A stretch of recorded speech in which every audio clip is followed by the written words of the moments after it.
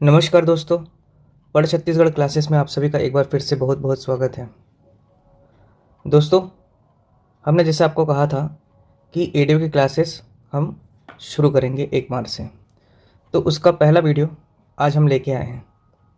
ठीक है, आपको फिर से एक बार हम याद दिला दें कि जो एडियो का एग्ज़ाम है सीजी व्यापम के द्वारा 15 जून को एग्ज़ाम डेट दिया गया है। अभी एग्ज़ाम फॉर्म फिल नहीं हुआ है, लेकिन एग्ज़ाम की डेट आ चुकी है। सामान्य ग्रेजुएशन वाले जो अभ्यर्थी हैं वह इस फॉर्म को भर सकते हैं, अप्लाई कर सकते हैं। ठीक है, पोस्ट का नाम आपको सभी को पता है, ADEO, assistant development extension officer. Officer grade का ये आपका पोस्ट है। 200 पोस्ट आया हुआ है। ठीक है, हमारी स्ट्रेटेजी क्या है कि मार्च में हमारा टारगेट है कि ग्रामीण विकास और आपका संविधान, साथ ही साथ आपका छत्तीसगढ़, ये कंप्लीट करने का। मार्च के बाद हमारा दूसरा टारगेट क्या था? अप्रैल। ठीक है, एग्ज़ाम की डेट क्या है? 15 जून। तो अप्रैल में अपन देखेंगे आजीविका। ठीक है, आजीविका के साथ साथ हम लोग देख लेंगे आपका हिंदी, और हिंदी के साथ छत्तीसगढ़, क्योंकि 2 महीना कम से कम लगेगा छत्तीसगढ़ ख़त्म करने में। छत्तीसगढ़ का प्लेलिस्ट बना हुआ है हमारे चैनल पे, उसमें रेगुलर आपकी नए वीडियोस आ रहे हैं करंट जानकारी के साथ, आप उसे देख सकते हैं। इसके बाद अगले महीना जो आपका मई रहेगा, मई में हम देखेंगे पंचायती राज। ठीक, पंचायती राज के साथ हम मई में करंट रखेंगे, पूरा 6 महीने का पूरा करंट अपन कवर करेंगे उसमें। और जो आपका बच जाएगा, यदि कुछ टॉपिक बच जाएगा, जैसे छत्तीसगढ़ का हो गया, या मान लीजिए GS का सिलेबस अगर जुड़ता है, तो उसे अपन उस 1 महीने में कवर करेंगे। लेकिन पहला टारगेट हमारा क्या है? ग्रामीण विकास, संविधान और छत्तीसगढ़ मार्च में। ठीक है, इसके साथ साथ आपको याद दिला दें कि हम हर संडे को आप लोगों के लिए 100 प्रश्नों का MCQ लेके आएंगे। 100 प्रश्नों का, जिसमें आपका पूरा सिलेबस रहेगा, एंटायर सिलेबस उसमें कवर रहेगा। ऐसा नहीं कि ग्रामीण विकास संविधान के क्वेश्चन रहेंगे। ये टेस्ट सीरीज़ इसलिए रखा जा रहा है आप लोगों के लिए, ताकि आप लोगों का प्रिपरेशन अभी से होता रहे, आप लोग उसमें कमांड रख पाएँ कि किस प्रकार से क्वेश्चन आ रहा है, उसको कैसे सॉल्व करना है। ठीक है, तो चलिए शुरू करते हैं। आज का जो पहला लेक्चर है आपका ग्रामीण विकास का। यदि आपने अभी तक हमारे चैनल को सब्सक्राइब नहीं किया तो प्लीज़ चैनल को सब्सक्राइब कर लीजिए, पढ़ छत्तीसगढ़ चैनल हमारा। ठीक है, इसमें आपका केवल ना ही सिर्फ छत्तीसगढ़ पढ़ाया जाएगा, बल्कि आपका कंप्लीट इंडियन GS, मैथमेटिक्स की क्लासेस भी आप लोगों की शुरू हो रही हैं। जो लोग रेलवे की तैयारी करना चाहते हैं, या आपका छत्तीसगढ़ व्यापम या PSC का जो भी एग्ज़ाम होता है जिसमें आपका मैथ्स के अच्छे वेटेज रहते हैं, उसके लिए भी आपकी तैयारी इसमें हो जाएगी। SSC की तैयारी हो जाएगी, RRB की तैयारी हो जाएगी। तो मैथ्स की वीडियो आपको शुरू बेस से लेकर के आपका एडवांस लेवल तक हम उसमें तैयारी करवाएंगे। ठीक है, पूरे क्वेश्चन इसमें सॉल्व करवाएंगे पूरे मेथड के अनुसार। तो यदि आपने हमारा चैनल को सब्सक्राइब नहीं किया तो प्लीज़ सबसे पहले चैनल को सब्सक्राइब कर लीजिए। ठीक है, चलिए शुरू करते हैं। ग्रामीण एवं पंचायत विभाग, ग्रामीण विकास। देखिए, पहली बात, पंचायत एवं ग्रामीण विकास। पंचायत एवं ग्रामीण विकास विभाग। ठीक, हमारा टॉपिक क्या है? ग्रामीण विकास। ठीक है, आज इंट्रोडक्शन देख रहे हैं हम। तो पंचायत एवं ग्रामीण विकास विभाग, ठीक, इसका जो अभी हेड है हमारे स्टेट में, हेड बोले तो मंत्री। पंचायत एवं ग्रामीण विभाग का जो विकास का जो मंत्री हैं, कौन है? आपके छत्तीसगढ़ के उप मुख्यमंत्री। ठीक, उप मुख्यमंत्री कौन है आपके? तो छत्तीसगढ़ में वर्तमान में आपके 2 उप मुख्यमंत्री हैं, एक तो हो गए अरुण शाह और दूसरा हो गया श्री विजय शर्मा जी। तो जो विजय शर्मा जी हैं, ठीक है, विजय शर्मा जी पंचायत एवं ग्रामीण विकास विभाग के मंत्री हैं। ठीक, ये बात ध्यान रखेंगे आप। पंचायत एवं ग्रामीण विकास विभाग के मंत्री कौन है छत्तीसगढ़ में? तो याद रखेंगे आपका श्री विजय शर्मा जी। ठीक है, इसके बाद यदि केंद्र में बात किया जाए तो केंद्र में पंचायत एवं ग्रामीण विभाग मंत्री कौन है आपके? तो याद रखेंगे शिवराज सिंह चौहान। शिवराज सिंह चौहान ये मध्य प्रदेश के पूर्व मुख्यमंत्री हैं, आप सभी जानते हैं, सीएम थे ये। अब ये वर्तमान में आपके केंद्रीय मंत्री हैं। केंद्रीय कृषि और केंद्रीय पंचायत एवं ग्रामीण विभाग किसको मिला है? तो आप याद रखेंगे श्री शिवराज सिंह चौहान जी को मिला हुआ है ये विभाग। ठीक, इसके बाद हम देख लेते हैं पंचायत एवं ग्रामीण विकास विभाग की संरचना।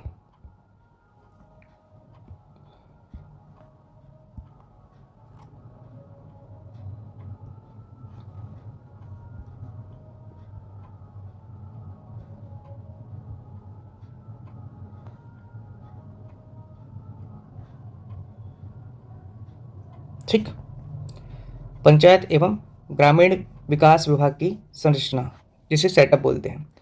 अभी ये देख रहे हैं हम लोग किस स्तर पर देख रहे हैं? मंत्रालय स्तर पर देख रहे हैं। ठीक, मंत्रालय स्तर पर सबसे पहला जो उच्च से नीचे की ओर जा रहे हैं। ठीक है, पदों का क्रम क्या है? ऊपर से नीचे। ठीक, सबसे पहले जो है आपके विभागीय मंत्री। विभागीय मंत्री कौन है आपके विभागीय मंत्री? तो अभी आपको बताया हमने श्री विजय शर्मा जी। ठीक है, श्री विजय शर्मा जी ये विभागीय मंत्री हैं। इसके बाद आपके जो प्रमुख सचिव या इसे ही आपके विकास आयुक्त भी बोलते हैं, पंचायत एवं ग्रामीण विकास विभाग के विकास आयुक्त, इनका नाम भी आपको याद रखना है।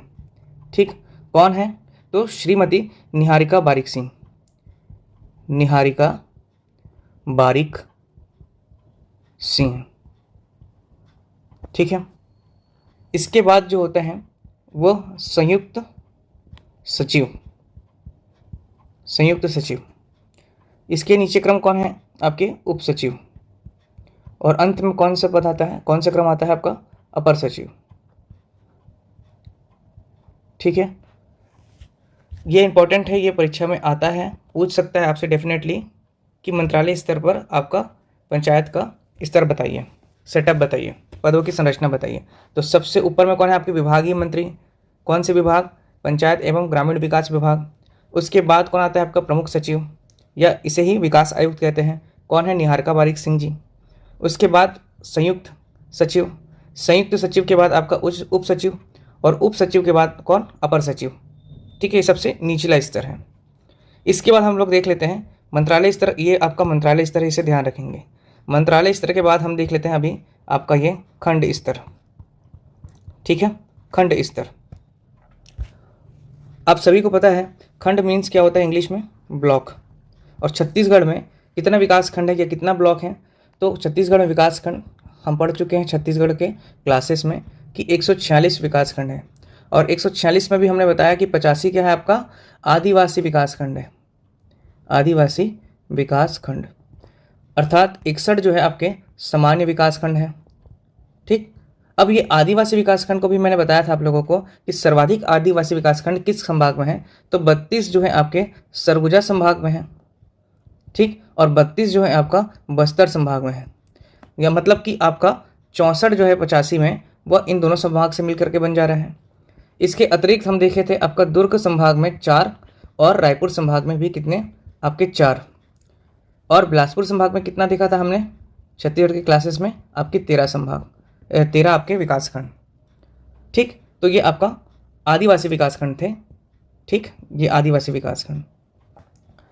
अब देख लेते हैं कि आदिवासी विकासखंड में आपका जनपद पंचायत कितने होंगे?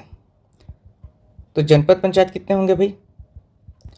आपका 146।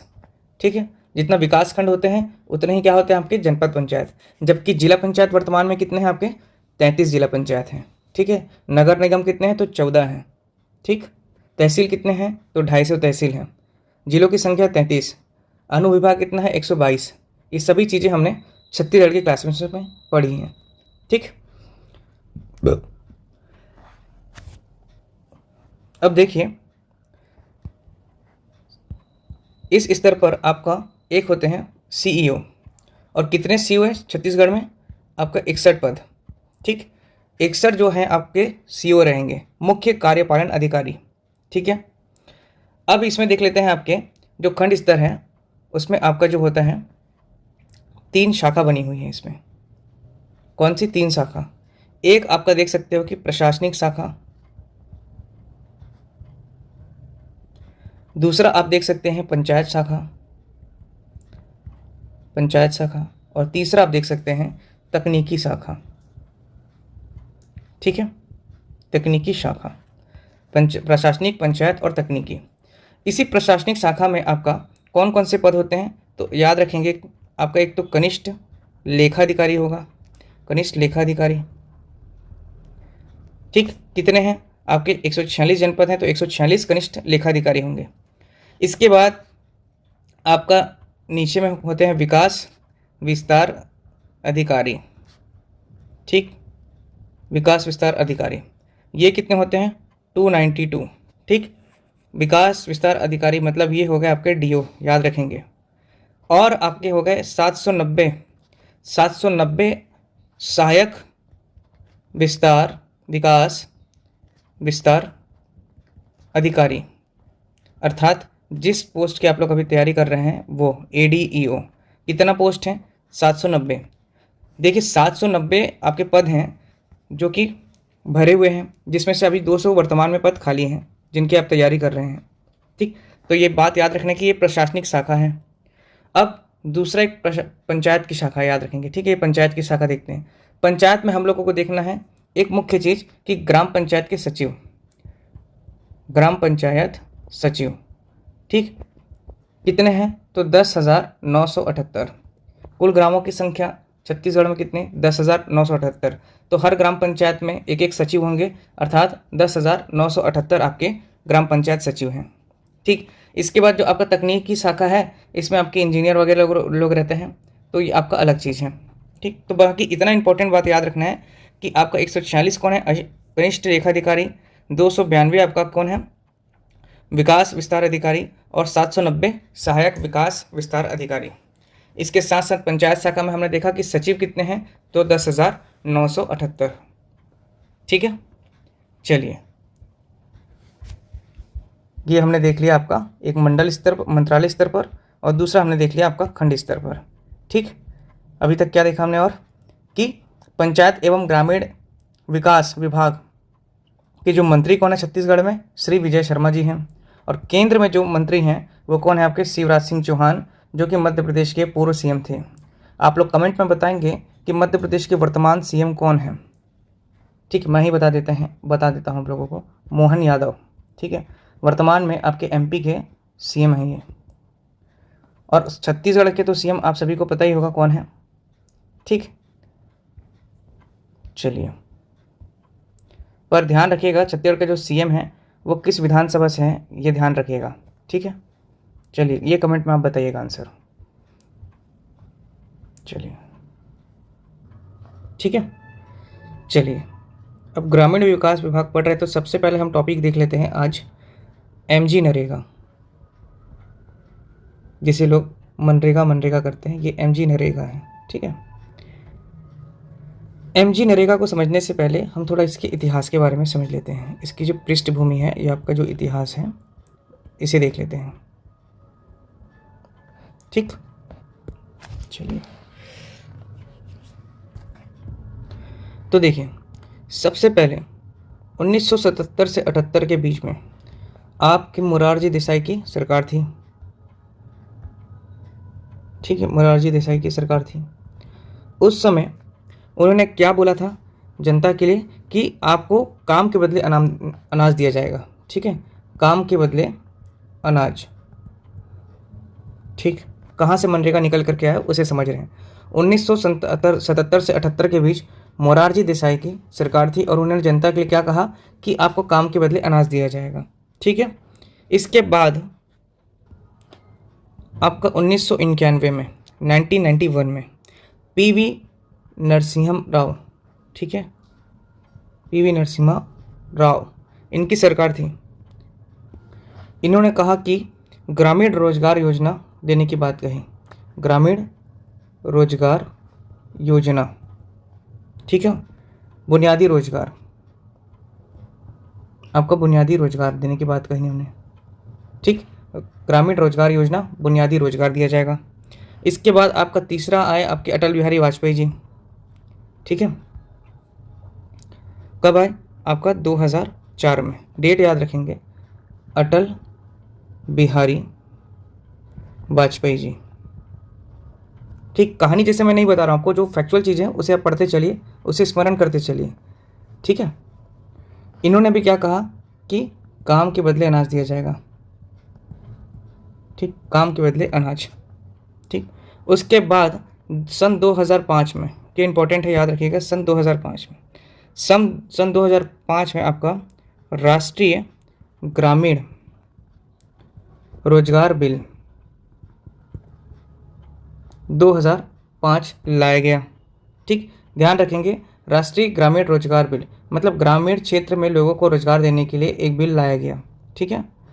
कब लाया गया, तो 2005 में लाया गया, ठीक। इसके लिए कुछ नीतियों का निर्माण किया गया, ठीक है।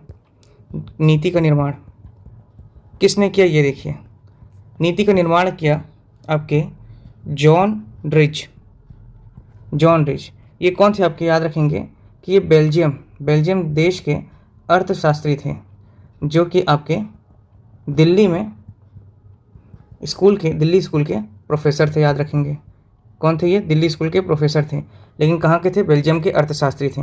इन्होंने नीति का निर्माण किया, जिसके तहत आपका क्या प्रस्तुत किया उन्होंने, नरेगा 2005।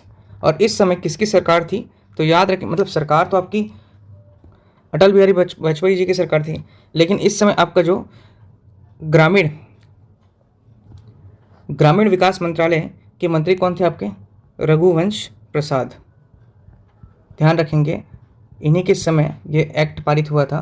तो ये कौन थे आपके, ग्रामीण विकास मंत्रालय के मंत्री, ठीक, ग्रामीण विकास मंत्री यही थे, कौन, रघुवंश प्रसाद। इन्होंने नरेगा का कॉन्सेप्ट दिया था, ठीक है, ठीक।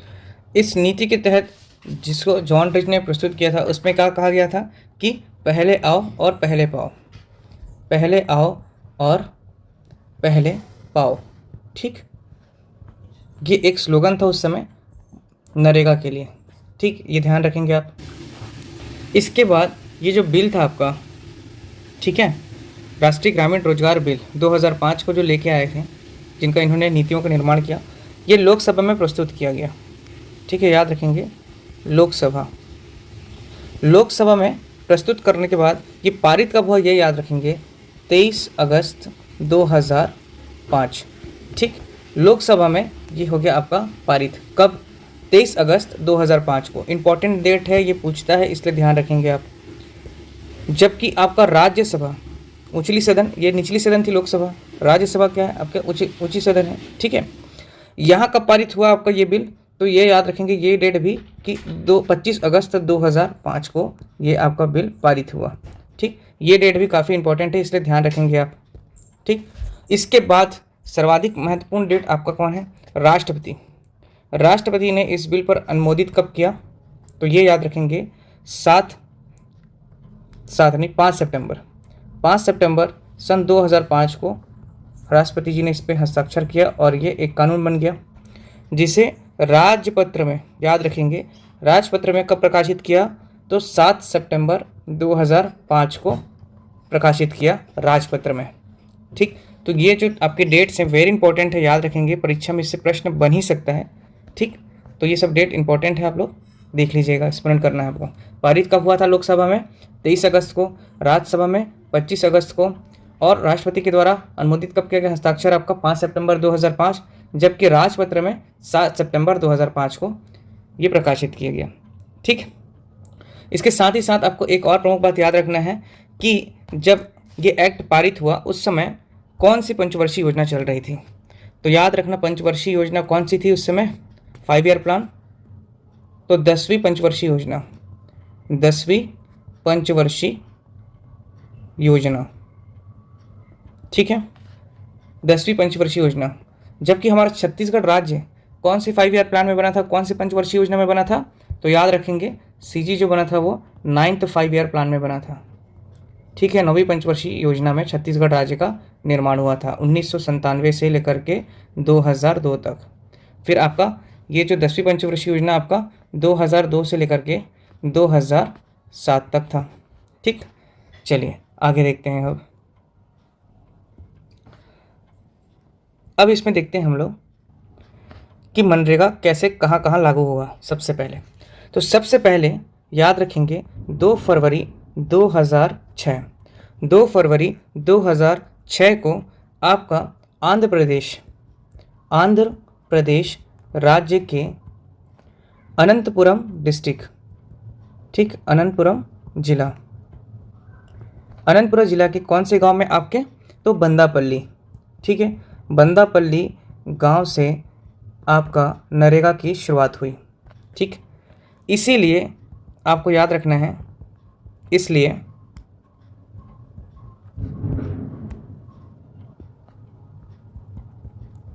मनरेगा दिवस कब मनाया जाता है। इंपॉर्टेंट प्रश्न यहाँ से बनता है आपका, 2 फरवरी को मनरेगा दिवस मनाया जाता है, याद रखेंगे, ठीक है। मनरेगा दिवस 2 फरवरी, ठीक, ध्यान रखेंगे ये डेट को, 2 फरवरी मनरेगा दिवस, ठीक है।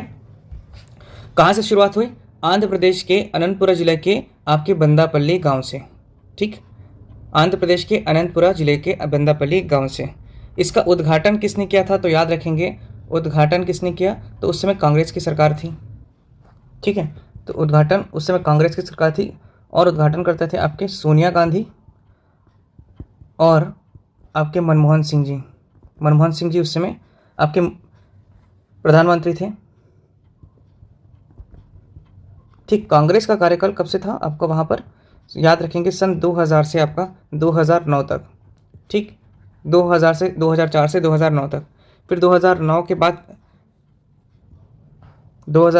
फिर 2009 से 2014 तक आपके कौन थे, तो ध्यान रखेंगे इस समय भी आपके मनमोहन सिंह ही जी थे। इसके बाद फिर आपका 2014 से वर्तमान में अभी 2025 तक मोदी जी हैं, ठीक, ध्यान रखेंगे इस चीज़ को, कितना लंबा समय तक अब इनका कार्यकाल है अभी तक, ठीक है, ठीक। तो ये छोटी सी बात को ध्यान रखना है कि आंध्र प्रदेश के अनंतपुरा जिले के बंदापल्ली गांव से इसकी शुरुआत हुई। उद्घाटन करता थे सोनिया गांधी और मनमोहन सिंह जी थे, ठीक। मनरेगा का दिवस कब मनाया जाता है, तो 2 फरवरी को मनाया जाता है। इसके बाद अब देख लेते हैं कि सन 2006 में आपका आंध्र प्रदेश से तो शुरू हो गया, भारत में कितने जगह ये आपका जारी हुआ देखते हैं पहले। तो भारत में 200 जिले, याद रखेंगे 200 जिले से इसकी शुरुआत हुई उसके बाद, ठीक है। और 200 जिले, और छत्तीसगढ़ में याद रखेंगे पूछेंगे तो कितना जिला, तो 11 जिला, छत्तीसगढ़ में 11 जिलों से इसकी शुरुआत हुई, ठीक। भारत के अंदर ही आता है जी हमारा छत्तीसगढ़, तो भारत में 200 जिले में शुरुआत हुई और छत्तीसगढ़ के कितने जिले, आपके 11 जिलों में इसकी शुरुआत हुई। चलिए, ठीक। और छत्तीसगढ़ में भी अब हमको क्या पढ़ना है, छत्तीसगढ़। तो छत्तीसगढ़ में अगर पूछा जाए कि पहला किस जगह आपका नरेगा की शुरुआत हुई, तो उसको याद रखना है कि फर्स्ट टाइम छत्तीसगढ़ में पहली बार छत्तीसगढ़ में नरेगा शुरुआत आपका राजनांदगांव जिले के डोंगरगढ़, याद रखेंगे डोंगरगांव नहीं, डोंगरगढ़ के अर्जुनी गांव में हुआ था, ठीक। अर्जुनी अभी वर्तमान में बालोद जिले में है, लेकिन उस समय आपका राजनांदगांव जिले में आता था, ठीक है। इसके उद्घाटनकर्ता कौन थे, ये भी इम्पोर्टेंट है।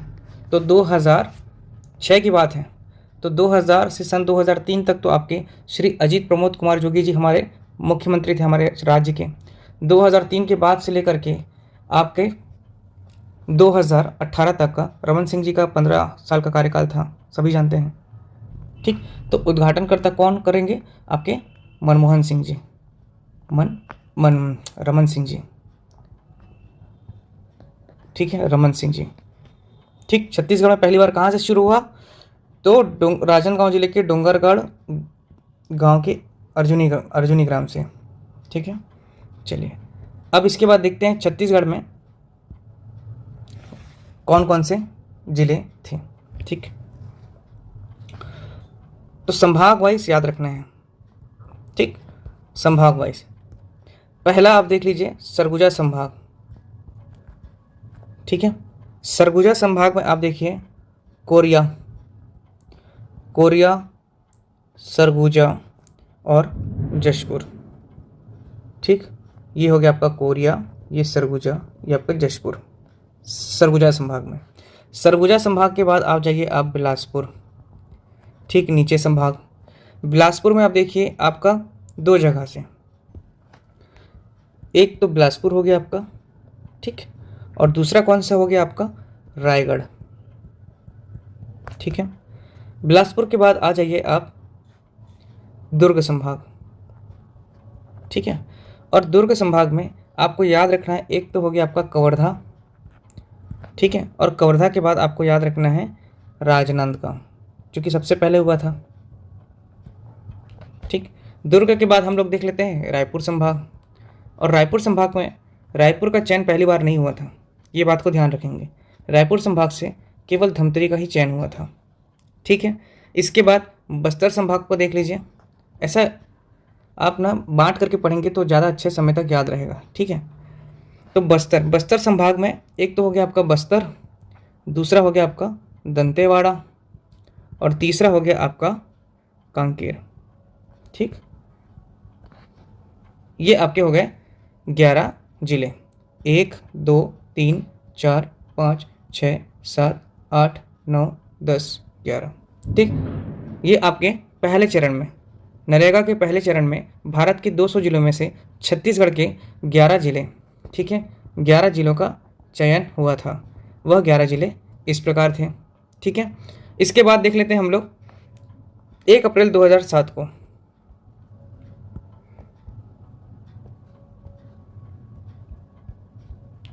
एक अप्रैल 2007, 1 अप्रैल 2007, 1 अप्रैल 2007 को भारत में याद रखेंगे और 130 जिलों का चयन किया गया। मतलब 130 जिले और आपके जहाँ पे नरेगा लागू किए गए, तो 200 जिले प्लस आपके कितने 130, मतलब 330 जिलों में लागू हो गया 1 अप्रैल 2007 की स्थिति में। तो छत्तीसगढ़ में आप देख सकते हैं कि छत्तीसगढ़ में कितने जिलों में लागू हुआ, तो 4 जिलों में, और पहले से कितने थे आपके 11। ठीक है, तो हो गया छत्तीसगढ़ में कितने टोटल आपके 15। ठीक है, अब ये 4 जिले कौन कौन से थे ये इंपॉर्टेंट रखता है, याद रखेंगे।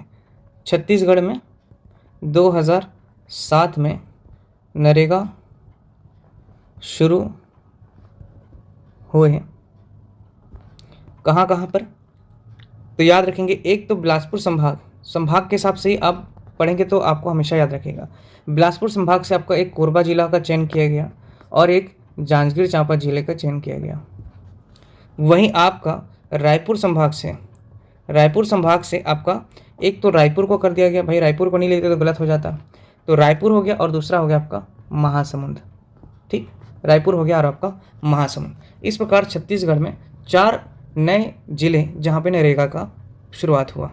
ठीक, 1 अप्रैल 2007 की स्थिति में भारत में कुल कितने 330 जिलों का चयन किया गया था, जबकि छत्तीसगढ़ में कितने आपके 15 जिले।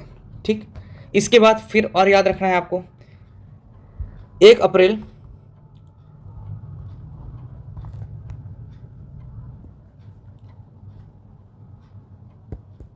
2008,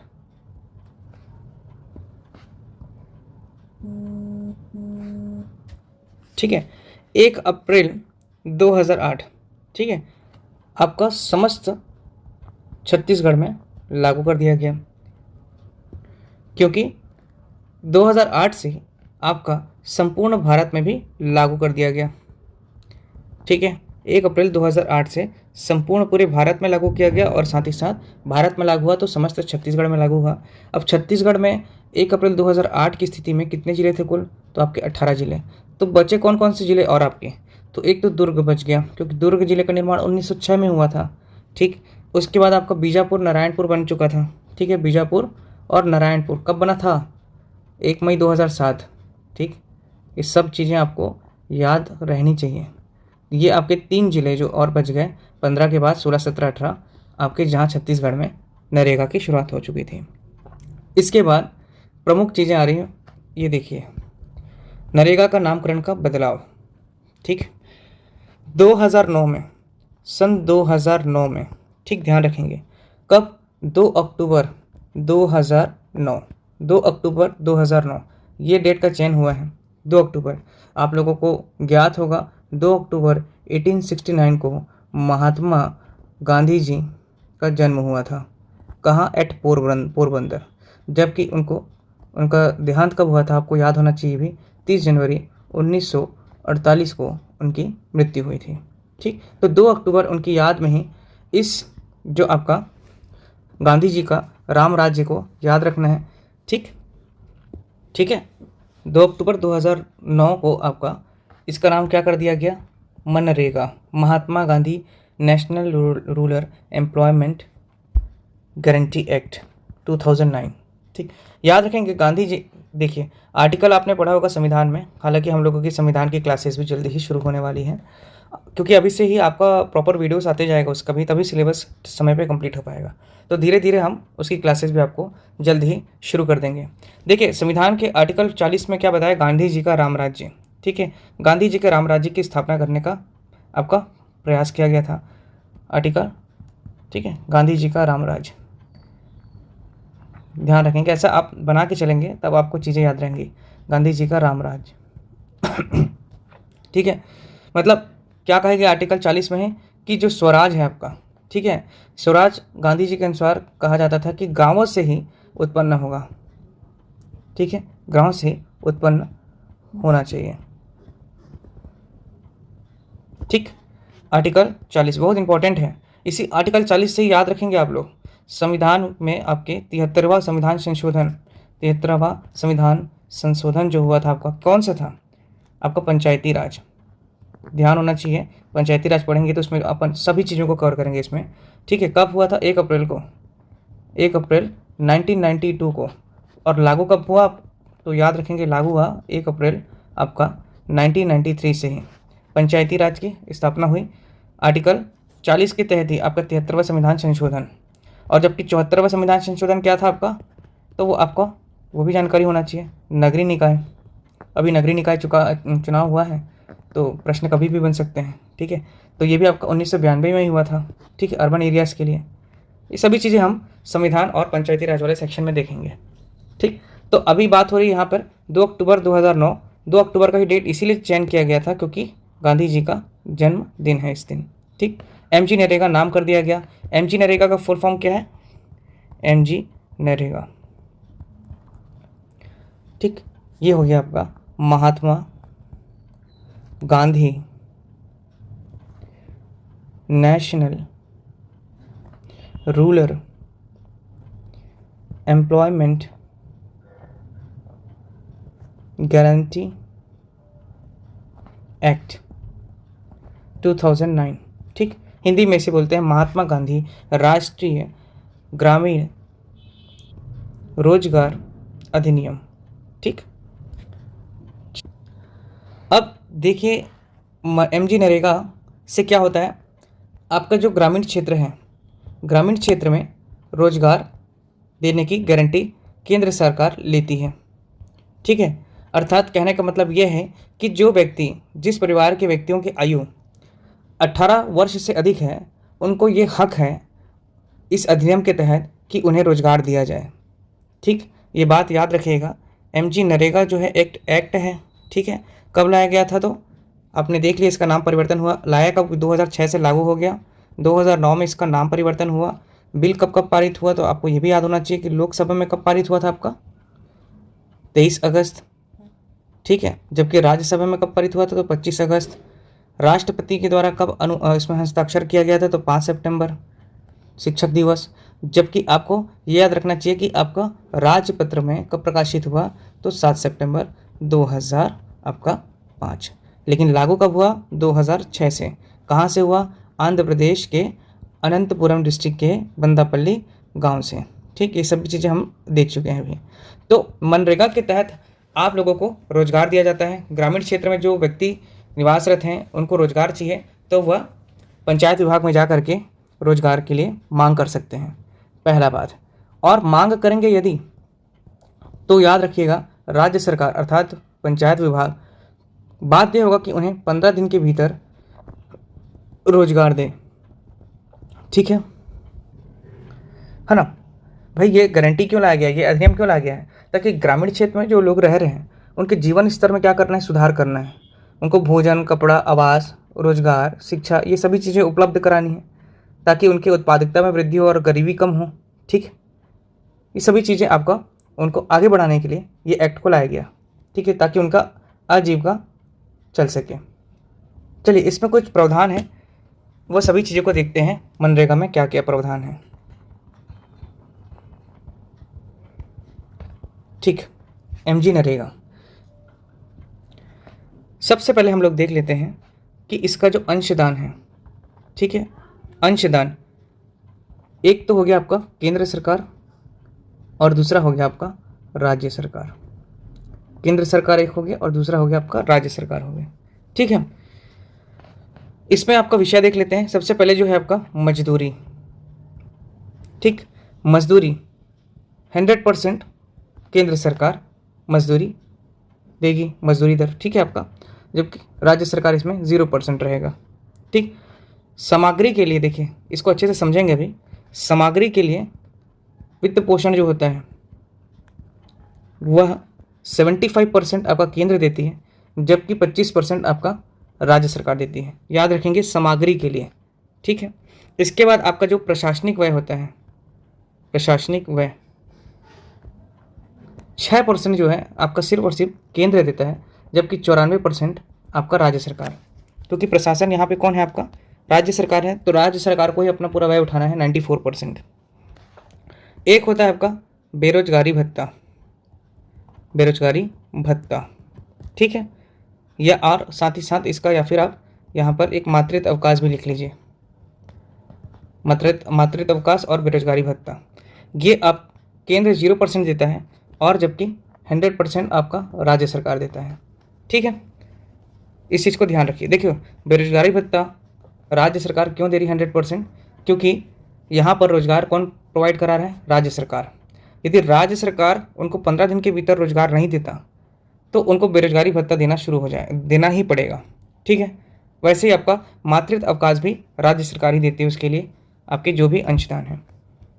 चलिए, अब इसको थोड़ा समझ लेते हैं, वित्त पोषण को क्या होता है।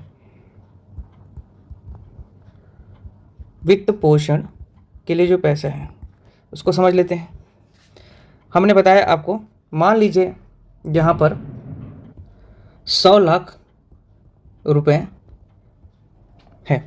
ठीक है, इस 100 लाख में आपका भारत सरकार, ठीक है, भारत सरकार या केंद्र सरकार जो है वो 60 लाख रुपए श्रम मजदूरी के लिए देगी। ठीक है, श्रम मजदूरी के लिए 60 लाख रुपए आपका कौन देगा, भारत सरकार। अब इस 60 लाख के बाद आपका क्या बच गया, 40 लाख। ठीक है, अब इस 40 लाख में आपका ये क्या हो गया, सामग्री लागत। ठीक है, सामग्री लागत मतलब इतना कुल आपका क्या है, खर्चा होना है, ये आपका इतना पैसा लगना है, ये आपका आया हुआ है समझ लीजिए, जिसमें से 60 लाख रुपए भारत सरकार दे रही है श्रम मजदूरी के लिए। ठीक है, और यहाँ पर जो 40 लाख बच रहा है वह में, उसमें आपका 40 लाख वो सामग्री लागत का है। ठीक, इस सामग्री लागत का भारत सरकार या केंद्र सरकार आपका जो हो गया कितना % देता है, तो याद रखना 75%। ठीक, जबकि राज्य सरकार इसका आपको देगी 25%। ठीक, मतलब कि 30 लाख रुपए आपका भारत सरकार देगी, जबकि राज्य सरकार कितना देगी आप लोगों को इसका, तो 10 लाख रुपए। ठीक, 10 लाख रुपए राज्य सरकार खर्चा करेगी। ये था आपका वित्त पोषण। ठीक, 100 लाख रुपए का आपको व्यय होना है, जिसमें से भारत सरकार 60 लाख रुपए आपका श्रम मजदूरी देगी। यहाँ पर देखिए हम लिखें कि श्रम मजदूरी के लिए 100% जो है आपका केंद्र सरकार दे रही है। जबकि राज्य सरकार 0% दे रही है। यहाँ पर देख लीजिए, श्रम मजदूरी के लिए आपका केंद्र सरकार दे रही है पैसा, जिसमें आपका राज्य सरकार नहीं दे रही है। लेकिन जो सामग्री लागत है उसको बांटा गया है। सामग्री जो इसमें सामग्री आपका जो भी सामान लगता है, जैसे मान लीजिए आपका रांपा, फावड़ा इत्यादि जो भी ग्रामीण क्षेत्र में आपका कार्य होना है उससे संबंधित जो भी सामान लगेगा, उसका जो बंटवारा है, जो पैसा देगा सरकार, राज्य सरकार, वो 25% देगी, जबकि उसका 75% कौन देगा? भारत सरकार देगी। ठीक, ये था आपका 75 और 25 का कॉन्सेप्ट, जो कि आपका सामग्री के लिए था। ठीक, बाकी प्रशासनिक व्यय देख लिए।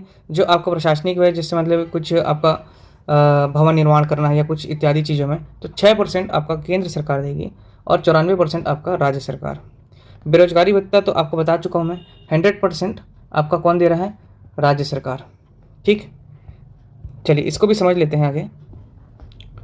यहीं पर ही आपको समझ में आ गया इस चीज़ लिए कि आपका देखिए वित्त पोषण जो है आपका, वो सेंट्रल कितना दे रहा है आपका? मैंने कहा आपका 90 लाख रुपीज़। यहाँ देखिए आपका ये 30 लाख रुपए ये हो गया, और ये आपका हो गया 60 लाख रुपए। ठीक, 30 और 60 आपका 90 लाख हो गया, जबकि स्टेट राज्य का कितना सिर्फ जा रहा है? 10 लाख रुपए। इसलिए ये अनुपात हमेशा याद रखेंगे, 90:10। ठीक, 90:10। ठीक है, कुल व्यय का 90:10 आपका सेंट्रल और स्टेट में डिवाइडेड है। लेकिन सामग्री में कितना आपका? 75 और 25। ओके, चलिए अब यहाँ पे कार्य दिवस के बारे में देख लेते हैं हम। कार्य दिवस, मनरेगा में कितने दिन का कार्य दिवस है, इन चीज़ों का समझ लेते हैं। ठीक है, पहली चीज़ तो ये समझ लीजिए कि हर, यह आपका हो गया प्रत्येक राज्य में कार्य, मनरेगा के तहत कार्य दिवस, मनरेगा के तहत कार्य दिवस अलग अलग हैं। ठीक है, जैसे कि आपका छत्तीसगढ़ में 150 दिन का रोजगार दिया जाता है। तो इसे मान लीजिए आपका मध्य प्रदेश में 120 दिन का, एक एग्जांपल ले रहा हूँ, बाकी आपके छत्तीसगढ़ का याद रखना है कि 150 दिन का रोजगार दिया जाता है। अब इसको समझ लेते हैं सामान्य क्षेत्र और अलग अलग क्षेत्र के हिसाब से। पहली बात तो ये कि सामान्य क्षेत्र में आपका जो रोजगार होता है वह भारत सरकार 100 दिन का, सिर्फ 100 दिन का आपका रोजगार देती है। ठीक, सामान्य क्षेत्र में। लेकिन हमारा छत्तीसगढ़ राज्य में आपका 150 दिन का, मतलब 100 दिन आपका का रोजगार का जो व्यय है, ठीक है, वह आपका कौन दे रहा है? केंद्र देगा। जबकि 50 दिन का जो भी आपका खर्चा है वह आपका राज्य सरकार उठाएगी। कौन उठाएगा? राज्य सरकार। ठीक, इस चीज़ को ध्यान रखेंगे।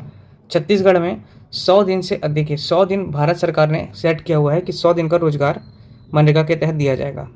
लेकिन छत्तीसगढ़ में आपका 150 दिन का रोजगार दिया जाता है, अर्थात 50 दिन का जो भी आपका व्यय है, जो भी आपका खर्चा है, ठीक है, उसका जो पूरा वित्त का भार राज्य सरकार के ऊपर है, केंद्र सरकार के ऊपर नहीं। केंद्र सिर्फ 100 दिन का आपका व्यय देती है, वित्त देती है। ठीक, इसके बाद सामान्य क्षेत्र के बाद आप देख लीजिए, दूसरा क्षेत्र हो गया आपका सूखा क्षेत्र। सूखा क्षेत्र हो गया या आपका प्राकृतिक आपदा आ जाता है ना, जैसे मान लो कहीं सूखा पड़ गया या आपका लैंडस्लाइड हो गया, ठीक, भूकंप आ गया, कुछ भी इस प्रकार का प्राकृतिक आपदा आ गया, तो उस क्षेत्र में आपका 200 दिन का रोजगार दिया जाएगा। ठीक है, 200 दिन का रोजगार।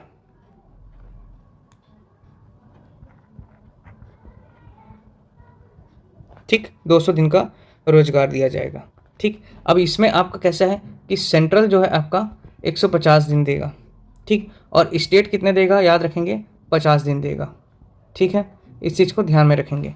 तो जो सूखा प्रभावित क्षेत्र हैं वहाँ 200 दिन का रोजगार दिया जाता है। इसके बाद आप देख सकते हैं वन पट्टाधिकार। ठीक है, जो आपके ट्राइबल क्षेत्र के लोग होते हैं, ठीक है, वहाँ या जंगल बहुत अधिक जो आपका डेंस एरिया हो गया, फॉरेस्ट एरिया हो गया, वहाँ पर वन पट्टा दिया जाता है, पट्टा दिया जाता है, ठीक है। तो वहाँ पर जहाँ पे पट्टा दिया जाता है उस क्षेत्र में आपको 150 दिन का रोजगार दिया जाएगा। और यहाँ पर आपको याद रखेंगे सेंट्रल मतलब केंद्र के द्वारा आपको 150 दिन का रोजगार दिया जाता है, जबकि स्टेट इसमें आपका 0 डे देता है, ठीक। इस चीज़ को आप ध्यान में रखेंगे, केंद्र के द्वारा 150 हो गया, ठीक है। ये बात को ध्यान रखना है, ठीक। इसके बाद आप ध्यान में रखिएगा, एक होता है पीएम आवास। पीएम आवास, देखिए पीएम आवास वाले जो क्षेत्र हैं जहाँ ये पीएम आवास योजना लागू है, ठीक है, उसके जो सामान्य क्षेत्र यदि है उस एरिया में अगर समान क्षेत्र है तो वहाँ 90 दिन का एक्स्ट्रा आपका रोजगार दिया जाएगा, ठीक है। 90 दिन का एक्स्ट्रा रोजगार दिया जाएगा सामान्य क्षेत्र में। जबकि अगर वो पहाड़ी क्षेत्र होगा या आपका रिमोट एरिया है ना, या आपका मतलब जहाँ पहुँचना कठिन है, दुर्गम स्थल होगा, तो वहाँ पे आपका 95 दिन का एक्स्ट्रा रोजगार दिया जाएगा, ठीक है। याद रखेंगे यहाँ 90 और यहाँ 95, कौन सा, पीएम आवास में, ठीक है। जबकि वन पट्टा अधिकार में 150 दिन का केंद्र के द्वारा दिया जाएगा, ठीक है। यदि आपका एक चीज़ और याद रखेंगे, अमृत मिशन, ठीक है, ये देखिए अमृत मिशन भी योजना है जहाँ पर आपका वर्तमान में कितने अमृत मिशन योजना चालू की गई है बताएंगे आप लोग, ठीक है। 500 शहरों का चयन किया गया, याद रखेंगे, जहाँ पर आपका तालाबों का निर्माण किया जाएगा। तो जहाँ जहाँ अमृत मिशन योजना शुरू की गई है तो वहाँ पर आप देख लीजिए 75 दिन, ठीक है, 75 दिन का 75 डेज का एक्स्ट्रा रोजगार दिया जाएगा। किस क्षेत्र में, आपका अमृत मिशन जहाँ जहाँ लागू होगा वहाँ के आपके ग्रामीण रोजगार जो लोग आपके मनरेगा के तहत कार्य करेंगे उनको, ठीक है। इसके बाद एक बात ये भी याद रखना है आप लोगों को कि यदि काम बंद रहता है, कब काम बंद रहता है, यदि आप देख लीजिए वर्षा हो रही है, वर्षा काल है, या आपका मौसम ख़राब है या मौसमी सीज़न है ना, तो जो लोग या फिर खेती किसानी में लगे रहते हैं, खेती किसानी में भी अपने किसान लोग अपने काम में लगे रहेंगे, ठीक है, धान का कैसे खरीफ फसल ये सब चीज़ें करने के लिए, तो उस समय क्या करते हैं, काम को बंद कर देते हैं लोग, काम बंद रहता है, ठीक है। मनरेगा के तहत भी ये उनका कार्य में उन लोग इसमें संलग्न नहीं रहते, लोग अपने कार्य करते हैं, ठीक। इस चीज़ को ध्यान रखेंगे। अब देख लेते हैं कि छत्तीसगढ़ राज्य में मनरेगा के तहत, ठीक है, मनरेगा के तहत पहला बात तो ये कि रोजगार कितने दिन का दिया जा रहा है, तो 150 दिन का रोजगार, ठीक। कितना रुपया दिया जा रहा है पर डे, मजदूरी है ना, मजदूरी का दर क्या है, 243 रुपये, ठीक। वर्तमान डाटा के अनुसार मनरेगा में छत्तीसगढ़ में मजदूरी दर कितना दिया जाता है, तो 243 रुपीज़, इसका ध्यान रखेंगे, ठीक, इंपॉर्टेंट है ये, 243 रुपीज़, कितने दिन, 150 दिन, ठीक है। चलिए तो आज यहीं तक ही देखते हैं, क्योंकि काफ़ी लंबा वीडियो हो जाएगा तो फिर बहुत सारा कंटेंट हो जाता है तो पढ़ने का लिखने का मन नहीं करता, है ना। कल फिर से अपन देखेंगे नए टॉपिक के साथ, जिसमें हम लोग देखेंगे ग्रामीण विकास के कितने अध्याय हैं, कितने सेक्शन हैं, ये सभी चीज़ें उसमें देखेंगे, ठीक है। तो दोस्तों प्लीज़ यदि आपको वीडियो अच्छा लगे तो शेयर करें, लाइक करें, सब्सक्राइब करें, क्योंकि ये वीडियो हम आप ही लोगों के लिए लेके आए हैं, मेहनत करना पड़ता है ये सब चीज़ों के लिए, है ना। तो प्लीज़ हमारे चैनल पढ़ छत्तीसगढ़ चैनल को सब्सक्राइब करें, क्योंकि इसमें संपूर्ण छत्तीसगढ़ के साथ साथ अन्य सब्जेक्ट भी आप लोगों को पढ़ाया जाएगा, जिसमें आपका मैथ्स होगा, ठीक, रीजनिंग होगा, जीएस होगा, साइंस होगा, ठीक, और आपका साथ में सीजी होगा, लैंग्वेज भी होगा, सभी चीज़ें इसमें कवर कराए जाएंगे। तो प्लीज़, अब देखिए इसमें लिखा भी हुआ है, अब कहीं भी किसी कोचिंग जाने की आवश्यकता नहीं है, क्योंकि आप लोगों को ऑनलाइन सभी विषय गहराई के साथ हमारे यूट्यूब चैनल के माध्यम से आप कभी भी कहीं भी पढ़ सकते हैं। तो प्लीज़ हमारे चैनल को सब्सक्राइब करें, वीडियो देखें और नोट्स बनाते चलें खुद का, ठीक है। चलिए दोस्तों, धन्यवाद। आज का लेक्चर यहीं समाप्त करते हैं, कल फिर मिलेंगे नई ऊर्जा के साथ, लगे रहिए, धन्यवाद।